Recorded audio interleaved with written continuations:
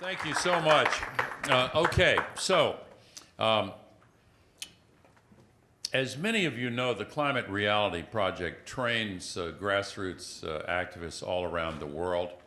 We've had tremendous trainings already this year in Paris and in Nairobi, and we're on the way next week to Mongolia, and then we'll be back in Brazil. And everywhere around the world, I am so impressed, especially by the young people who join this effort.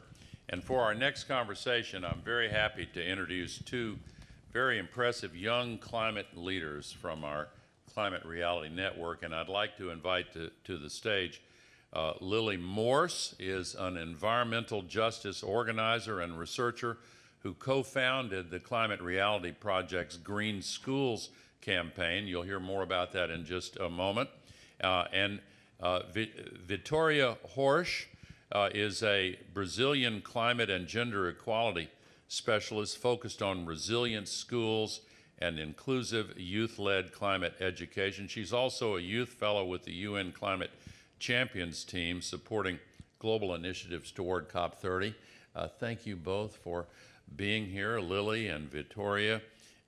Thank you very much for joining us, and welcome to the stage and to Climate Week.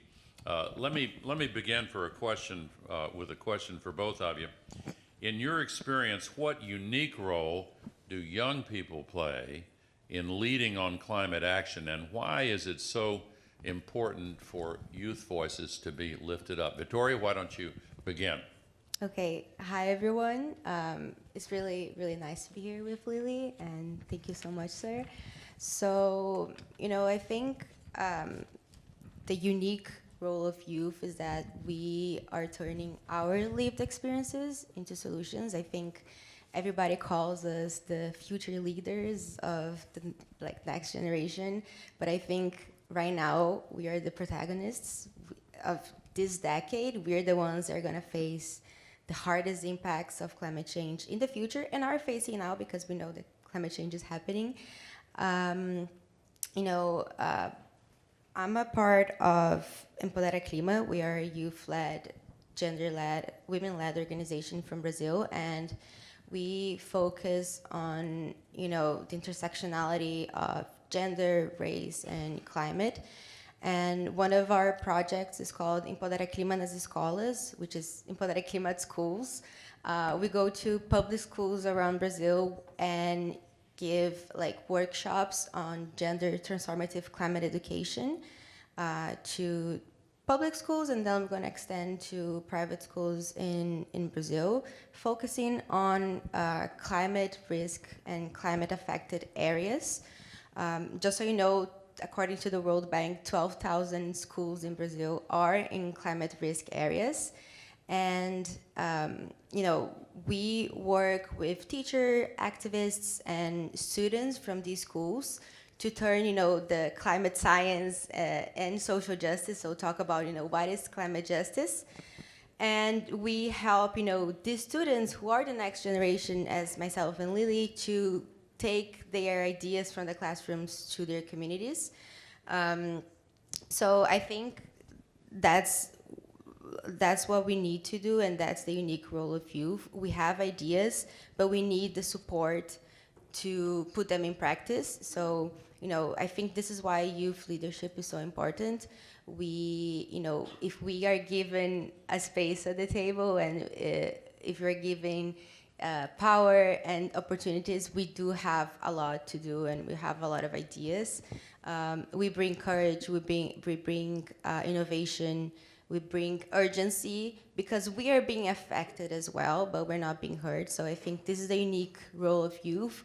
We are turning what we experience into action, and with the support, we can do a lot.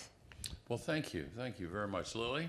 Yeah, hi everyone, and thank you guys so much for having me again. This is our second time meeting. We spoke in Las Vegas, and it's an honor to be here again. But I think everyone in this room knows the climate crisis is here. Earlier today, I'm from Los Angeles, and we saw Los Angeles burn. I stood in the ashes of Altadena with youth who lost their homes in that fire, and it was terrible and horrifying to see. And, you know, I think we as young people today are going to live with the impacts of the decision makers of today for the next, I mean, I'm 20, so like hopefully 70 years of my life. So these impacts are going to last a long time.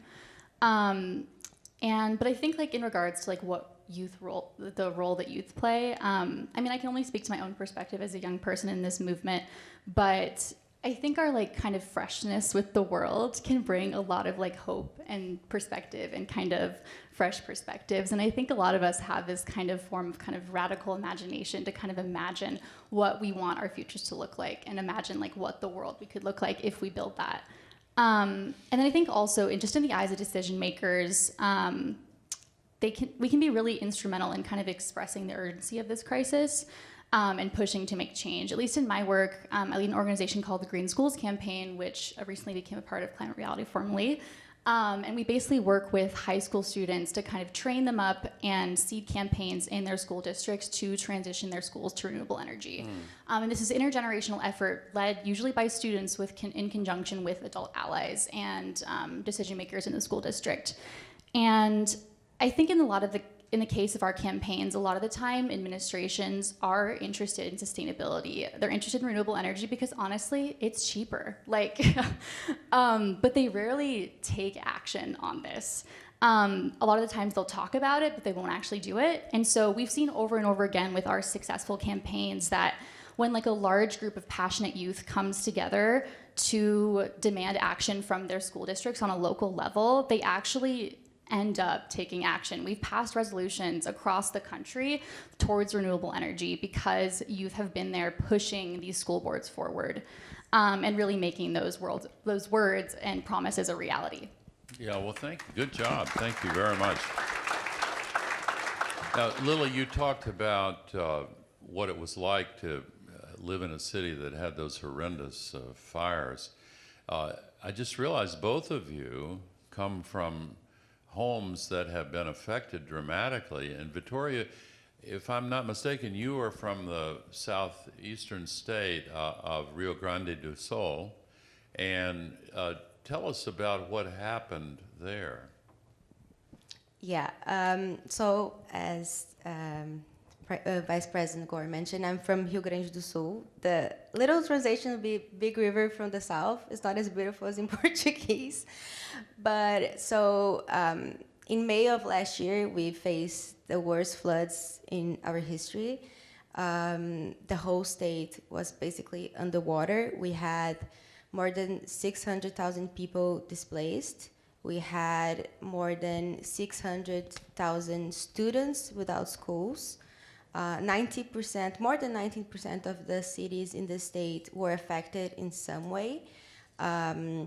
You know, when talking about education, which is the area that I work on, of these 600,000 students, they stayed more than 20 days without schools. And, you know, many schools in our state were either affected by the floods or they turned into shelters. So, you know, they stopped because of either way. So it was a pretty chaotic situation, but I think it was a pretty turning point for the state to start thinking about adaptation and mitigation, but especially how to adapt our state to the impacts of climate change. Yeah, you know, seeing the pictures and the videos, I've included it in many of my slideshows since then, but it was really extraordinary. That was the worst flooding in the history of Brazil. How did it affect your activism? So I think, as I mentioned, it was a turning point for a lot of people, and it was a horrible situation, but it opened a lot of eyes. Of course, it gave us, you know, the grassroots organizations more support from the government because, you know, even if they don't believe, you have the, you know, power of the civil society asking questions. Why are you doing anything? Why we were impacted? Because of course we had huge rains and of course lots of water, but we also were more affected than we would have if it wasn't for the infrastructure. So a lot of the infrastructure that we had that failed, and you know, some neighborhoods that weren't even close to the water were affected and were flooded because the infrastructure wasn't, implemented right, or it was so old and the governments weren't paying attention to it. So I think... And also, if I could interrupt, we see this in regions around the world. Infrastructure that was designed for what the rainfall extremes used to be. They'll tell the engineers, okay, in the last 100 years, this is the most rainfall we've ever had, so build the drainage systems and the dams and the sewers and so forth strong enough to accommodate the worst thing we've had in the past. But now, all of those statistics are out of date, because we're trapping so much heat that the whole water cycle is disrupted, and the amount of water vapor going into the sky is greatly increased, and the warmer air holds so much water vapor. Atmospheric rivers were really first designated, named by a distinguished Brazilian climate scientist, Carlos Nobre. And the average atmospheric river now has as much water content as 3 Amazon rivers, the biggest river in the world. And so when conditions trigger a downpour, we get these rain bombs that overwhelm the infrastructure that was designed for completely different conditions. And so 600,000 people displaced from their homes. That's incredible. Yeah, and that's, you mentioned the infrastructure wasn't up to date. So a lot of neighbors, because the infrastructure wasn't up to date, I'm not sure how it's called in English, but the bombas, they put the water, they broke, and in minutes, many people had to leave certain neighborhoods because the water was coming. So they didn't have any advice. They weren't told by the government to leave their homes because it happened so fast. And many people just, left their animals and the clothes they had on their bodies and went to schools, went to, sports clubs to get shelter. And, but you mentioned how that affected my activism. So the first time we did the Empodera Clima nas Escolas was in September of last year. And September in my state is also a rain month. And at the time of our first workshop, it rained a lot, and we were supposed to have like 50 students, and we had 20 because most of them didn't come to school because they were scared to leave their homes. Because at the time, as I mentioned, it was happening so fast. Some of them missed their homes. They missed their homes. They lost their homes. Sorry. They were in contact with their families, so they were scared. But at the same time, the ones that were there, they were so open to talk to us, and they wanted to understand more, to understand why that happened and how they could help. They had so many questions and so many ideas. So it was really, really nice to talk to them and to give them an insight on how they can take their ideas to their communities. And I work as a technical advisor at the State Department of Education, because at that time, as I mentioned, the state noticed that they needed to do something. So a plan was created, a law was created to adapt the state. And the State Department created something called Resilient Schools. So it's a program to, map the risks of the impacts of climate change around all the schools in our state. So only the state public schools are already 2,000. So in total, we have 10,000 schools in my state. So we are mapping all of the schools around the state to understand their risks, not only of the floods, but any type of climate risk. Also creating contingency plans for the schools to know what to do when a disaster hits. And at the same time as well, teaching the students and also these teachers and the whole school community what is climate change, what is climate justice, how we can help them. And, it has been really amazing because they've been so supportive, and we'll be able to support these schools with the, knowledge that they need to, support their community. It has been really amazing. Well, thank you. And continuing on the theme of schools, Lily, you have been the leader of this Green Schools program. Tell us how that came about and what's going on there. Yeah, thank you so much for asking about that. I love talking about Green Schools campaign. So when I was in middle school, I was struggling a lot with like climate anxiety and kind of like existential kind of crisis about what was happening. And I really wanted to take action, but I wasn't sure how. At the time I was like 13 or 14, and there wasn't a ton of ways for people that young to kind of engage in a meaningful way in a local level on climate. And so I ended up getting trained with Climate Reality Project in 2020 online because of COVID. But through that training, I connected with other young people like myself who wanted to take action but weren't really sure how. And so through that training, you helped us like understand like what the climate crisis looked like and how we could take action on it and how we could like effectively communicate to people why we needed to take action. And so through that training, I also got connected with the Climate Reality Los Angeles chapter that had just passed resolutions with the Los Angeles Unified School District and the Los Angeles Community College School District to commit them to renewable energy. And so kind of working with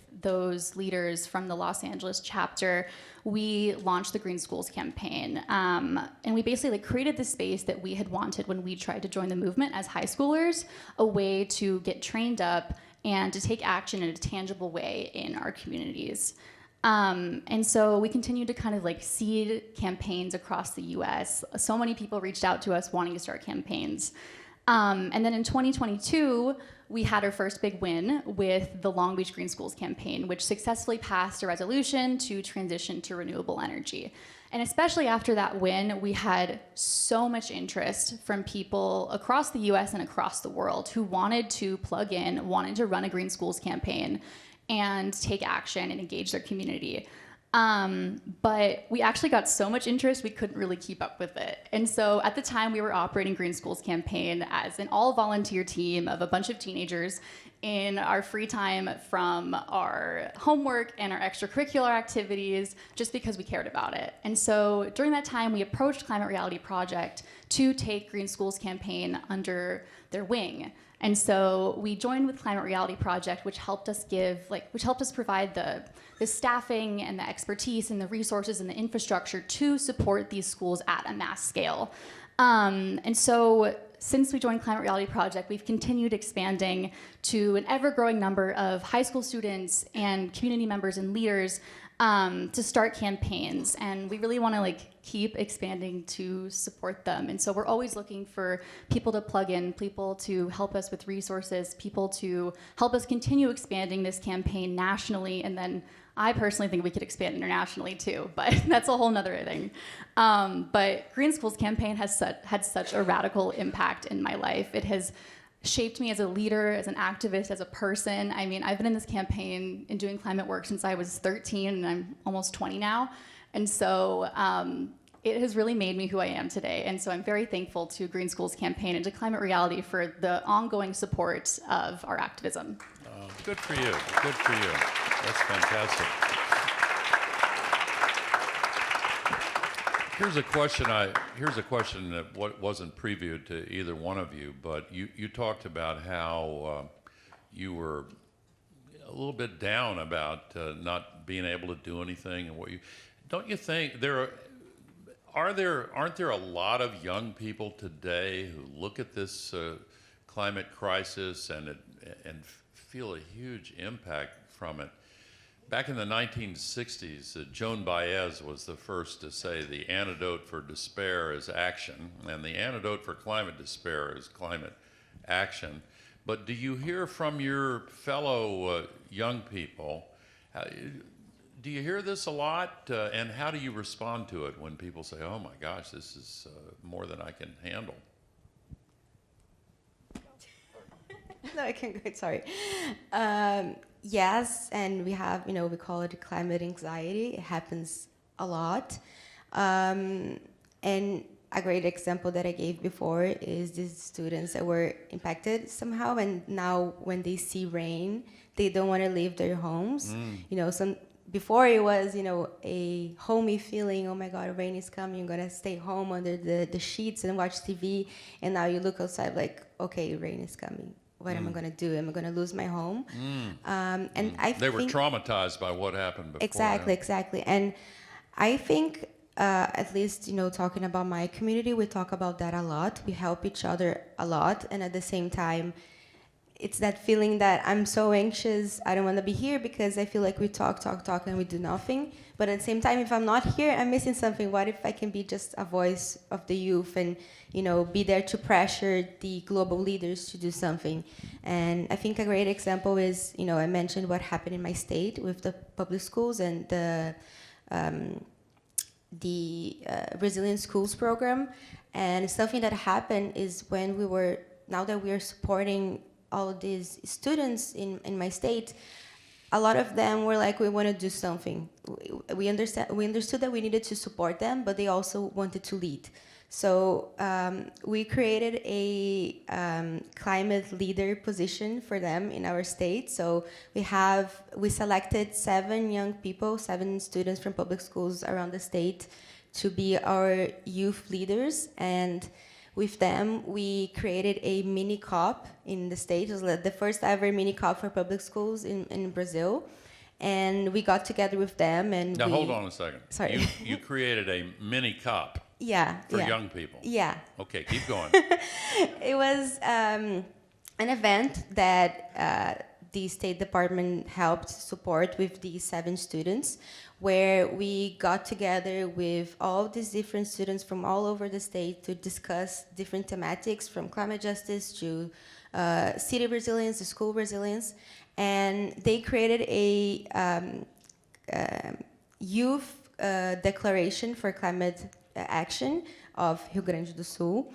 And they were able to read this declaration for our secretary of education, and with actions that they want the state to take for adaptation and for mitigation.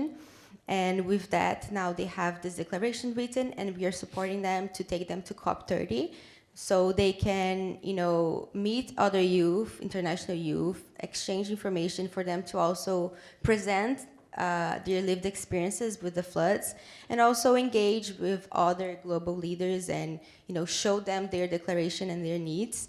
So, and it's been really exciting. They are so eager to learn, and I think this is a great example when we give youth a space at the table. We don't just engage, like we lead. And it's been like an amazing process to see that. And so they turned something that it was a trauma for them into a youth declaration of actions that they want our government to do. It's been really, really amazing. Well, good for you. That's really fantastic. Lily, you want to answer the same question? Yeah, for sure. As I spoke on before, I myself, and I know a lot of other people I've worked with in the movement, have felt really intense dread and despair and anxiety and even like depression around the climate, because growing up today, you're seeing these climate disasters. You may be directly experiencing these climate disasters and these impacts. And it's honestly terrifying and overwhelming. And like what you said, I think really the only way to combat that is by taking action. I know, at least personally, I'm doing the most I can right now to fight for our climate. And so I feel like that really helps me personally. And then another thing that kind of helped me shift my mind is, honestly, when I was especially in early high school, late middle school, I felt really angry about the climate crisis, that the leaders of today and yesterday had put us in this situation where it was our burden to figure this all out. And that really made me angry. And I ended up reading this book called All We Can Save that ended up really kind of shifting my perspective. One of the essays was about, instead of being kind of angry and feeling the burden of the climate crisis and needing to fix it today as a young person, seeing it as an opportunity to shape the world of tomorrow. And kind of we are at this massive turning point where all of this stuff is going to change. And we have the opportunity to kind of shape that future and build that future that we imagine as young people today. And so that's kind of, that perspective has been really helpful, at least for me, to kind of maintain hope and kind of just feel more optimistic about this whole process, because it's exhausting, it's tiring, it's a lot of work, you guys all know. But yeah, that's kind of how I've set myself up. Yeah, well, I feel that same emotion when you hear the inspirational commitment that you guys have, and then you look at older people who are now in positions of leadership, and they're just, getting the campaign money from the fossil fuel polluters and keeping things comfortable for themselves and ignoring all of the disasters and ignoring the fact that they're telling your generation that they don't really care. That's the message that they...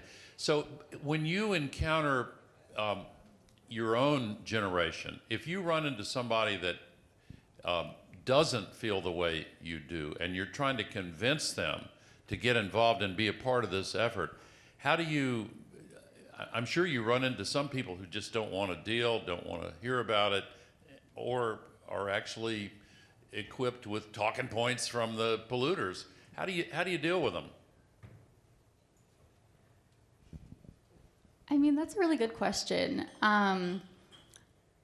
I mean, I think a lot of people come to me wanting to take action, but not knowing how. And so I think having like campaigns structured, like Green Schools campaign, like Climate Reality, like other organizations that are engaging people on like a mass grassroots level is like a really great way to kind of just like give them a very clear pathway to take action. And then I also think like a lot of the times we're taught that like we can't change anything, and we just like continue to get beaten down by like the state of the world right now, because honestly it can be depressing. Like there's a lot of crazy things happening in the world right now, but I think especially, at least for me, seeing the kind of mass resistance movements across the world has been really incredible. I mean, even in Los Angeles, the response to the LA fires, I saw people turn out who I never would have expected to turn out for this climate disaster, to take action. And then I mean like the resistance against ICE in Los Angeles, and just the student protests across the US, and so many other movements across the world that are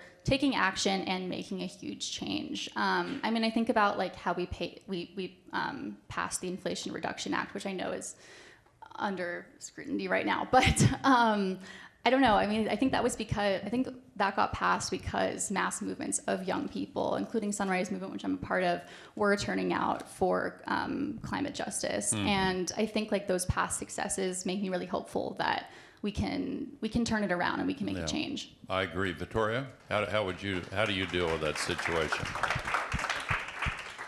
I think Lily spoke really well. So I come from, I think in Brazil, a pretty privileged place where, you know, most of my friends, they didn't really pay attention to climate change and the talks of climate change before I start talking to them about it. All the conversations that happen, I sometimes always bring climate change and something that's happening, like, okay, here she goes again. And like, you know, you're privileged right now, but you're gonna face the climate change at some point, you know? And I think sometimes people, like Lily said, don't know how to engage, and they see what's happened, especially on social media, and they be like, okay, but it's not gonna happen to me, and then it happens to you. For example, as I mentioned, the floods in my state, you know, it didn't happen to them until it did. And then we saw a lot of movements as well of all the civil society coming together to help everyone. And because for some days we didn't hear from the government, and then a lot of people start to know, I have a boat in my home, I'm going to take out and, you know, go to this neighborhood that you can only access through a boat and take people, you know. I'm going to, I have like a few clothes here, I'm going to go take to the shelter. Like the supermarkets didn't have any water because people were buying all the water to go to give to the shelters. Not because they're like stocking the water, but because they're gonna give to the shelters, you know. So we had a sense of community. It was, of course, an alarming time, but a sense of community. And I think that changed a lot of people, and they understood that, you know, you don't need permission to lead, especially young people. Take the lead, you know, but at the same time, you cannot do it alone. We have, like, this is not a, we are not isolated voices. We need to build alliances. And I think because of social media, we're also able to find easier a lot of NGOs and grassroots organizations online. And then you don't need to, of course, it's important to do it in person, but a lot of people are also doing it on social media. That's been really good. And for example, I did my climate reality course online because it happened during COVID. So I know, like this year, it happened in Rio de Janeiro in person, but I was really grateful that I was able to do it online, because if it happened maybe in person, I wouldn't have been able to go because I probably had to, to pay to go. So I was given an opportunity that's been really amazing. So yeah, I think people are scared to take the lead, and they do need to be. Even if you start small in your classroom, in your community, it can change. It can turn into a national impact or global impact. And even if it doesn't, a small impact is still an impact. So it doesn't matter. Yeah, I sometimes get the same question that I asked you guys just now. How do you, if you're tempted to feel, oh my gosh, this is just overwhelming, how do you deal with that? You know what my answer always is? I get inspiration and a recharge for my batteries from the young people who are so energetic and committed and enthusiastic. Before I turn it back over to Phyllis, I just want to ask all of you to join me in thanking these two extraordinary young leaders. Thank you all so much.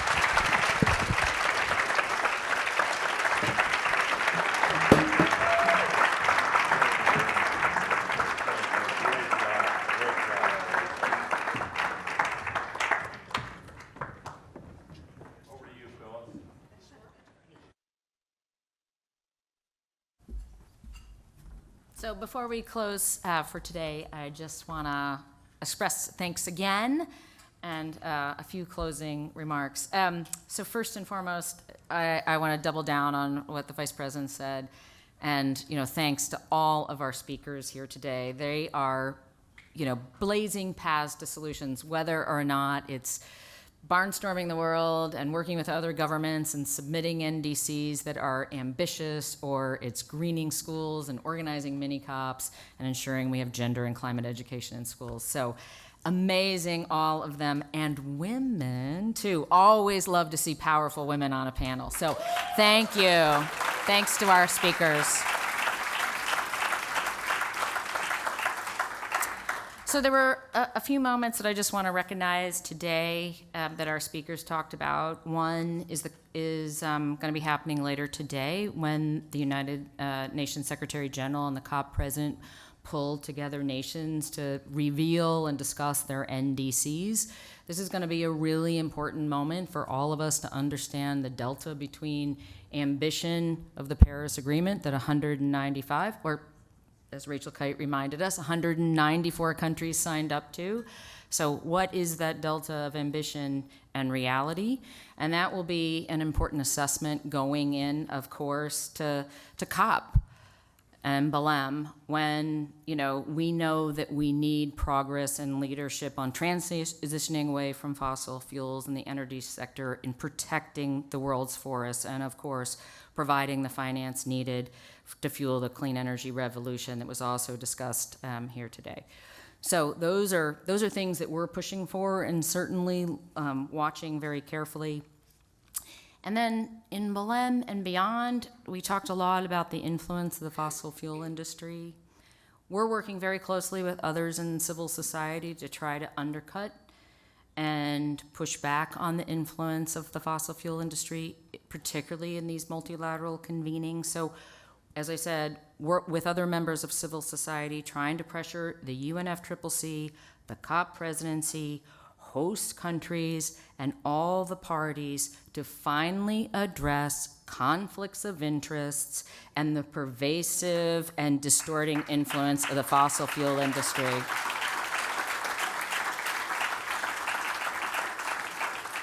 So that's our job as civil society and as leaders, trained climate reality leaders or other kinds of leaders. So I'd like to invite you to join with us. There is a QR code on the screen, so please, join us and take action. And stay tuned also for an exciting lineup of climate reality trainings next year. We'll be announcing something later, but we'd love to have you join us. So thanks again for coming today, and again for your work and interest in solving the climate crisis. Thank you very much.